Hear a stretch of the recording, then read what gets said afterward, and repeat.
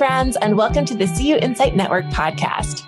My name is Lauren Culp. I'm the publisher and CEO at CUInsight.com. And it's my job on this show to have conversations with all of the thought leaders who support the credit union community.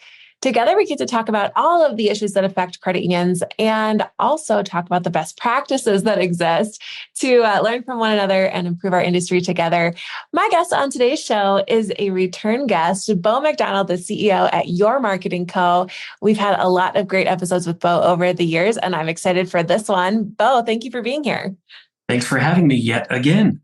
Well, you were on the show, the CUInsight Network podcast, a year ago. You're on episode 63. You were also on episode 38. You've been on the CUInsight Experience podcast a couple of times. We're going to link all of those episodes in the show notes here. Really excited to have you back on. I know, a lot changes in a year. So it's always fun to come back and have another conversation with you. So true. And for those who may have not heard our prior episode, although I'm guessing most folks maybe have, but can you give us the elevator pitch for who Your Marketing Co. is and where you add value for credit unions? Yeah, absolutely. We celebrated year number 15 last year. Wow. And before we got to year number 15, we got together my entire leadership team. And, we want to make sure we're here for another 15 years. So we kind of affirmed, who are we? What are we doing? We didn't really need to blow anything up, but we really got specific in our words. And, when we looked at our purpose statement, we see a lot of credit unions going away, and it pains us. And that's been something over the last 5 years that we've said, how can we be the solution to this? There's credit unions going away that are viable. And, our purpose statement to help credit unions avoid unnecessary mergers. How can we come in and help show that, there's a way for them to survive? There's different ways of thinking.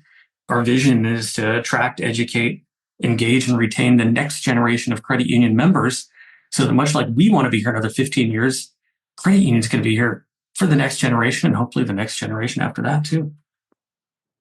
I love that. And there's so much cool stuff that you all are doing at Your Marketing Co. And I want to ask you mentioned this about some credit unions going away and what can we do to help. I know you're really, really passionate about this. So I've heard that you recently reconfigured your pricing structure to make your services more affordable for small credit unions.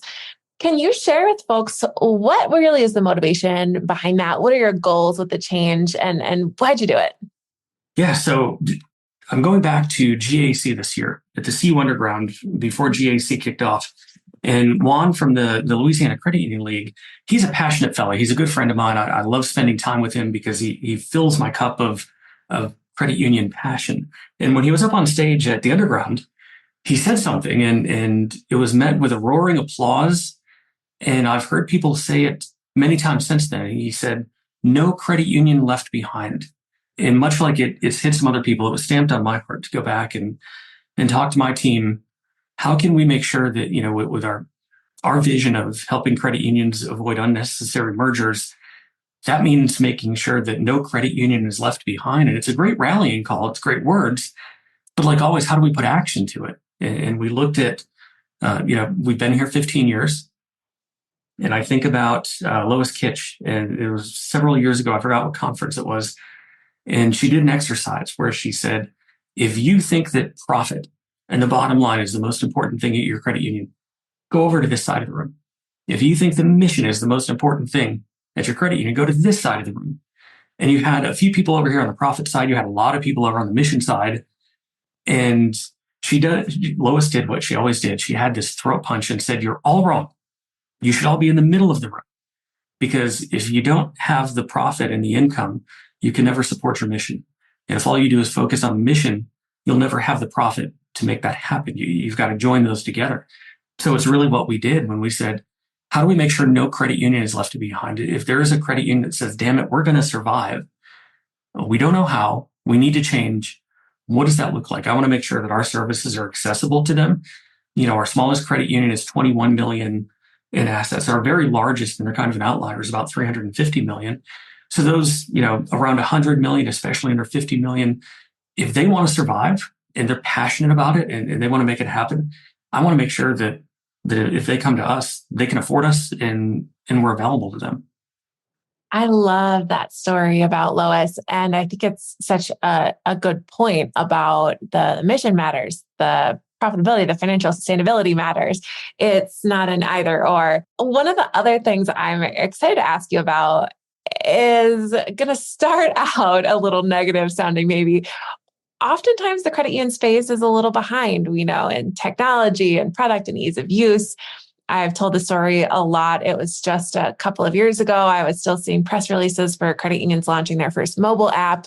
And so we might be a little behind. Bo, what do you think it is that holds credit unions back from really being able to push the envelope? Oh gosh. When I answer this question, it's almost do as I say, not as I do, because I'm going to use the word fear. And we've had a lot of conversations in our leadership huddle over the last few weeks, how fear is holding me back from making decisions, investing in new technologies and doing things. When you're leading a company that's been around for 15 years and you're successful, it's hard to change. It's hard to say it's not broken. Why do we need to fix it? Mm-hmm. And I think a lot of credit unions look at that same thing. They've been around, they've gotten comfortable doing what they're doing, and it's hard to change. We look at legacy members and say, well, if we change this thing, those members that got us here are going to get mad. So we don't want to change that, or we can't change that. So we've got fear of alienating our legacy members. But at the same time, that fear of alienating legacy members is alienating that next generation of members who's going to keep you here for the next 5, 10, 15, 20 years. I think there's also fear of the unknown.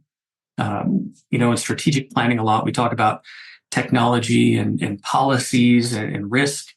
And when we talk about changing our thoughts on risk or changing our thoughts on investing in technology, usually it's met with an immediate, we can't do that. And it's not that they can't do that. There's just fear. We don't understand what our risk appetite is. We don't understand how much does this technology cost, or what does this mean? And when we don't understand it, it's just the fear of it. And we let that drive us. And if we could change the way we talk about things, I don't understand this technology. I don't know how much it costs. Let me look into that. Or, gosh, we've been so risk adverse for the last 10 years. What is our risk appetite? What would happen if we took more risk? And if you get curious about that and start exploring it, then the fear starts to go away. You see that worst case scenario you think about isn't always true. It's usually not true. And you can start thinking about taking more risk, spending a little more money, investing in technology, just by replacing the unknown with the actual truths and data so you can make good decisions. Your point is well taken that there can be a lot of fear when we have operated successfully, truly, for so long. And the world is changing around us to the point where not changing can be really risky too. Oh yeah, you go to any conference, I'm sure you've seen this. There's always a slide or a video somewhere where it shows the advancement of technology in the 1800s, the advancement of technology in the 1900s. And then you start seeing the advancement of technology in 2005 and how that speeds up, where we didn't really advance too quickly over the 1800s and the 1900s, and how fast it's evolving now. And, by the time we as a credit union industry look at something and say, maybe we should invest in this, we're almost investing in old technology. We're looking at what might have been 2 years ago instead of what do we need 2 years from now? It is a dizzying pace that things are changing at, for sure. And as credit unions think about staying relevant, using the right technology for, to your point, 2 years from now, you personally run this really great marketing company. What do you think relevant marketing looks like for credit unions in 2024? And what can they do now so that they are still relevant in 2025 and 2026?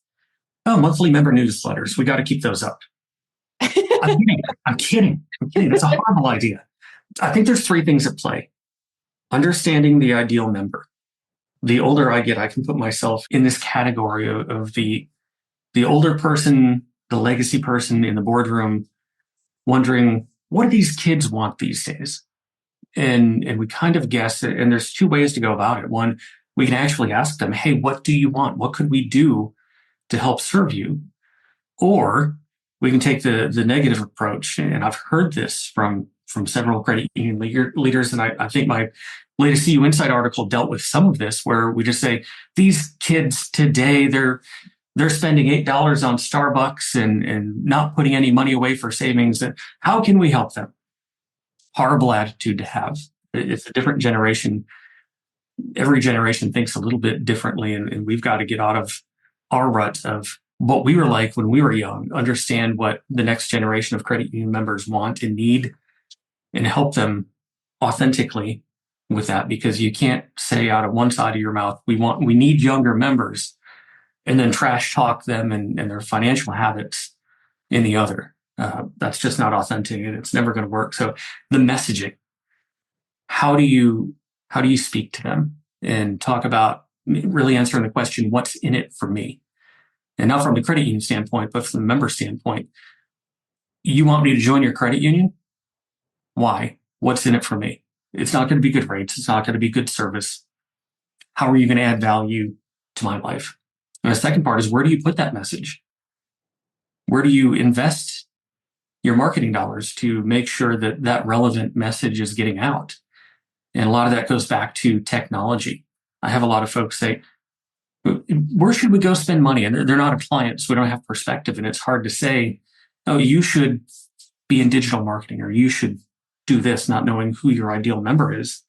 But, my goal is to continue investing in team members with expertise that can help answer that question, that understand AI, that understand digital marketing and the fast pace of how everything is growing and changing, so that we can bring that to our credit unions so that they can stay relevant too. One of the things you said in your article that really stood out to me, and we'll link to this article in the show notes, but I think you were talking about what folks are saying about younger generations. And then the kind of drop the mic moment was actually, this was written about baby boomers when they were the young ones. And, it's so interesting to think that each generation that has kind of come onto the scene has been met with this friction. And to your point, we can't both say that younger generations are, they're not handling their money right. It's the avocado toast symptoms and all of that. And then on the flip side, we really need them to survive. And we've got to figure out who they are and how we can reach them. So I love what you say about that, what you have to say there. I want to ask you, as we look to the future, so you're talking about what credit unions can do to reach folks. What is your focus at your marketing co for the road ahead? We need to take the same advice we're giving our credit union clients. We need to be relevant. I think it was 2 years ago when we knew our 15-year anniversary was coming up. I started looking at, what are we doing? How are we serving our clients? And, I had a couple folks much smarter than me ask me questions and kind of look at what we were doing as a company. And I found myself saying some of the same things that our clients would say. Why are we doing this? Well, that's the way we've always done it. And I could get about half of the sentence out before I'm like, dang it, I'm doing the same thing. And we just had to do some soul searching and say, we got to blow some stuff up. And it's the same conundrum that our clients have. When I looked at our legacy clients, I said, oh, if we change this is really going to disrupt them. I don't know if they're going to like it. But also knowing, gosh, if we don't change it, we're going to be dead in 5 years, because our ideal clients who do want to grow and are open to change are going to say, you're not relevant anymore. We need to go find another firm that's investing in technology and investing in talent that understands the technology and the use of technology. So what is the future of us? Gosh, I hope it's the same thing of our credit unions, that we're making tough decisions and not trying to please everybody, but looking at our ideal clients who say, you need to challenge us. You need to be relevant. You need to help keep pushing us. I hope we're doing that. We at CUInsight have been really honored to be partners with your marketing call for years and years and years. Predates my time at CUInsight too. And it's always been really cool to see the work that you've done with strategic planning, with marketing, and now to hear all of the ways that you're also really investing in smaller credit unions, which are really critical for our industry. I love to hear all of it. As we wrap up the show, I always like to have some fun with rapid fire questions too, to let our listeners get to know you better. The questions are rapid, but your answers don't have to be. So, Bo, if you're ready, I'll dive in here. Go for it. All right. Question number one. What is a piece of advice or a mantra that you live by? Oh, I'm going to go back. If you've seen me speak at a conference, you probably already know what I'm going to say. I always go back to this. Can't, never did a thing. It was the words posted in my elementary school art teacher's classroom that at the tender age of 8, I didn't really understand what that meant. That was adult speak. But now at this stage in my life, I understand we are the barrier to what we say we think we can do or can't do. And the language we use and the thoughts we have, which a lot of times are lies in our head. I can't do this. I can't do that. And we limit ourselves. So you can't, never did a thing. You start using that language and you're limiting yourself and probably holding yourself back from a lot of great things. I like that. All right. Question number 2. If you could magically become an expert in any skill overnight, what would it be and why? I'm going to say answering rapid fire questions. No. Good answer. I'm going to say pasta making. I've had this dream when I bought my house several years ago, it had the chef's kitchen in it. And I've had this dream of actually using it and becoming a better cook.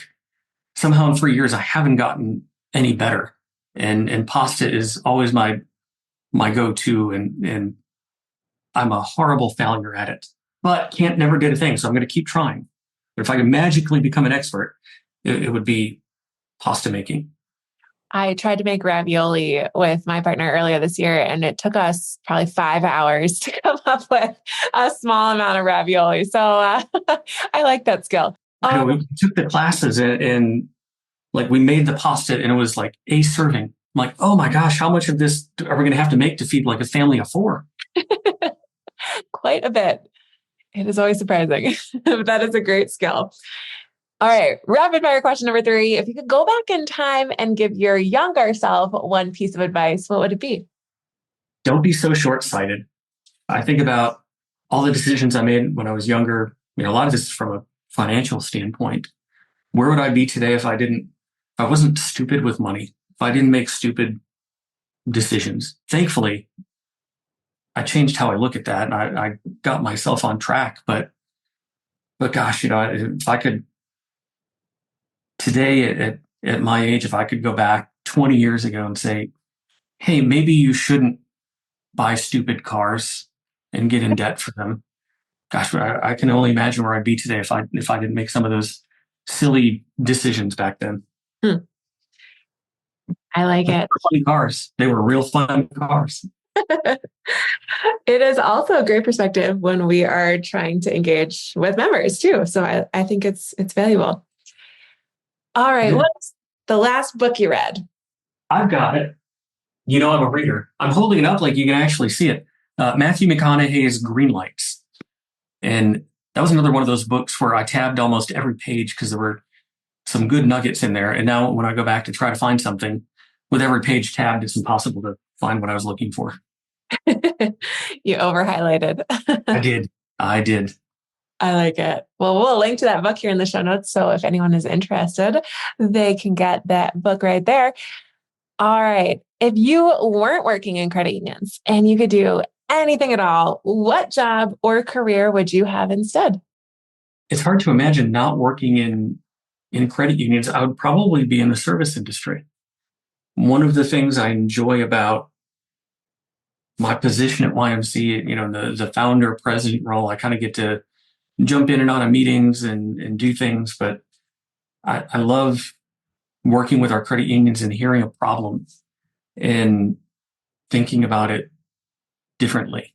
And if I could do that all day long, and thankfully I get to do some of that, I would expand that to business owners like myself. The podcast, The Accidental Leader. It's one of the things that I enjoy is taking some of the lessons I've learned most of the time the hard way and making mistakes and learning from those and instilling that in, the next generation of leaders. What have I learned over the last 15 years that I can give to you so you don't have to learn it the hard way? We love your podcast, Bo, and we will link to that in the show notes as well. The Accidental Leader. It is a great one. Well, we're going to link to, like I said, everything we talked about. But my last question for you is, do you have any final thoughts you'd like to share or any final asks of our listeners today? I'm going to go back, and this may be redundant. I don't know if I've said this in the past podcasts. If I have, I'll say it again because I'm passionate about it. Never did a thing. I get so frustrated each quarter when I see the merger reports come out. and I see things like 20% capital. Why are you merging? Because we can't afford to invest in technology. There's a lot of, I'm going to go back to use the word fear. And I would plead with credit union leaders, gain perspective, get rid of the fear, stop saying I can't. Look to those who are doing it. Maple Federal Credit Union, Great Meadow Federal Credit Union, Columbine Federal Credit Union, three that come to mind that we work with that are all under 100 million in assets, some of them under 50 million in assets, that are doing things where bigger credit unions are actually looking at them saying, how are you doing this? So it can be done, and it can be done successfully.